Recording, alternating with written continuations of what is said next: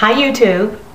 Today I'm going to talk to you guys about dyeing your dreadlocks. If you've ever wondered about getting your dreadlocks colored, this is a tutorial for you. So right now today is Sunday and I'm getting my hair retouched and re-dyed on tomorrow, which is Monday. So today what I did is I shampooed my hair, and the reason I did that is because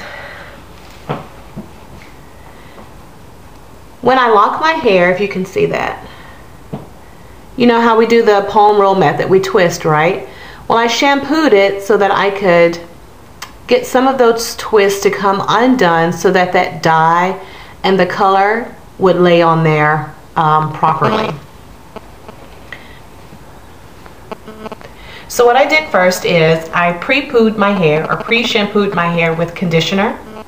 And I put the conditioner all through my hair, and then I used a very, very mild shampoo. Most of you know I don't use shampoo each time I wash my dreadlocks. I use baking soda and I rinse with vinegar. You can go back and see my tutorial for learning how to make your own shampoo. But about once every month, so I don't advocate never using shampoo, but I advocate using it less because the detergents can be really harmful to your hair and your scalp, and you need those healthy oils on your scalp to protect your hair and keep it from breaking. So what I do every other month, every couple of months, is I use a very mild shampoo to break down any type of if I've used like a setting lotion with my Bantu knots, or any type of the recipe I gave you guys for the hair pomade that I used to set my Bantu knots with, just to give it a once over. And I really wanted to do that before I laid any bleach or color on it tomorrow.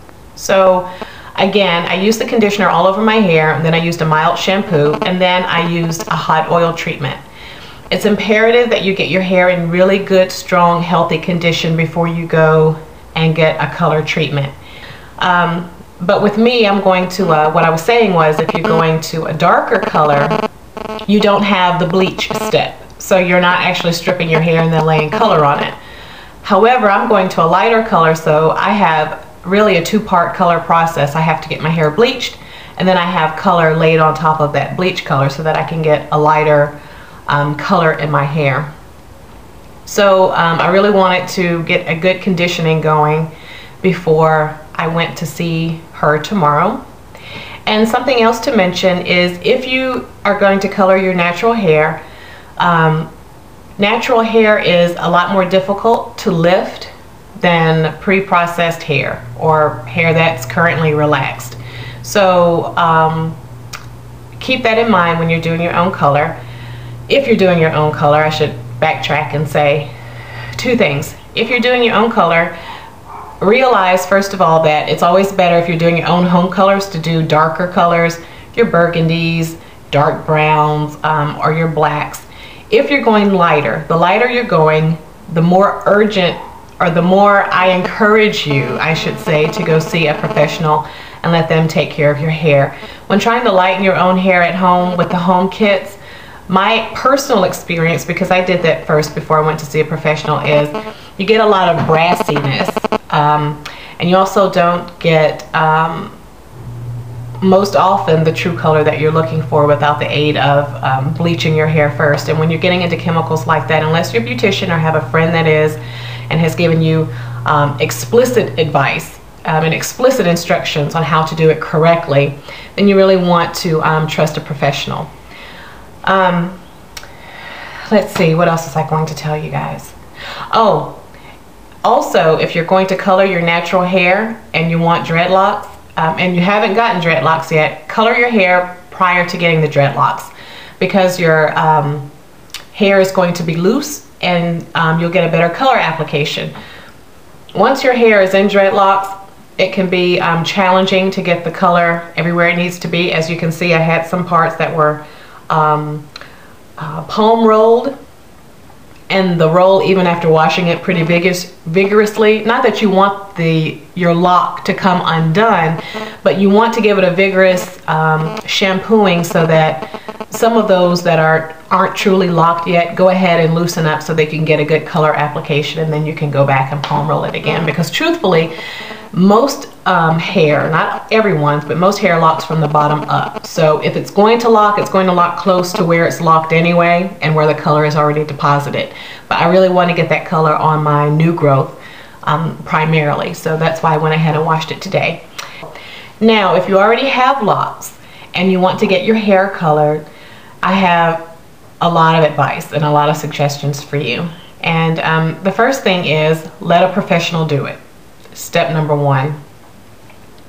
Step number two, call around first. Most beauticians have never dealt with dreadlocks in any form or fashion. If you already have dreadlocks and you want to add color to them, it isn't too late, but I have a lot of suggestions and advice for you. The first thing is, seek a professional. Not only a professional, but a master colorist. You want someone who has a lot of experience doing color. When he or she comes into the salon, they have at least 4 out of 5 of their appointments are color treatments. You want someone who understands color theory and the color wheel, and this may or may not be a person that looks like you, if you catch my drift. If you are a woman of color, you may actually need to seek out a stylist or a beautician who is Caucasian, because typically, and I say typically, and I'm speaking generally and making a very broad statement, where I live, a lot of the beauticians here don't do color. It's not that they don't know color theory or they didn't study it, it's just that they don't have hands-on experience with it as much as Caucasian stylists do. So what I recommend is looking for a master colorist. I go to JCPenney. What you're looking for is the individual who is interested in taking a challenge. So you're going to have to use your intuition. Use your ears, but use your heart more than your ears, and you can discern whether the individual is willing to try.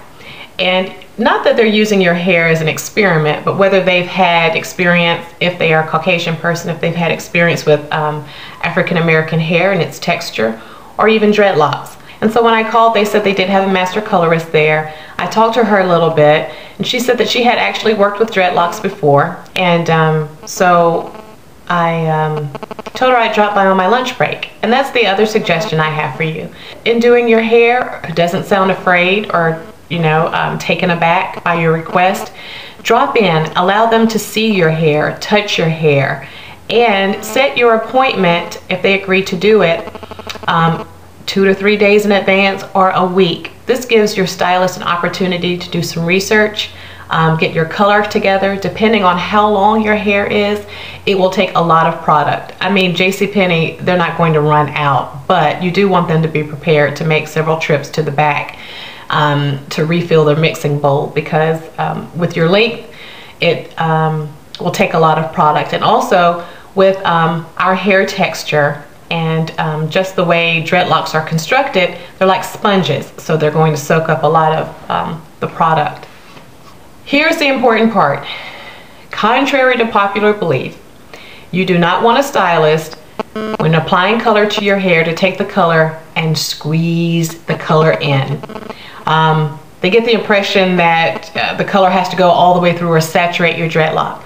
I can't tell you how many young ladies I've encountered, heard, talked to, read about, who went to get their dreadlocks colored, and everything was fine for about a month or two, and then they started experiencing breakage. It is nearly impossible to get any product out from the middle of a matted piece of hair. Applying the color to the top. The only thing you want to color is the hair that's on the outside. The hair that's on the inside is going to be the color it was before you got dreadlocks. Don't worry about it. And as you can see, it doesn't make that big of a difference. As long as you get a good application all over the outside of your dreadlock, you're going to be fine. But you will encounter breakage if you try to get that color and squeeze it and mash it into your hair. So you don't want to take that risk of any breakage. Let's see if there's... So tomorrow we're going to go to JCPenney, and I'll introduce you to Bree, and you'll get to see how the bleaching and color process is done. And of course I'm going to come back and do my Bantu knots, and I'll show you the finished product. So stay tuned, YouTube. Love y'all. Bye.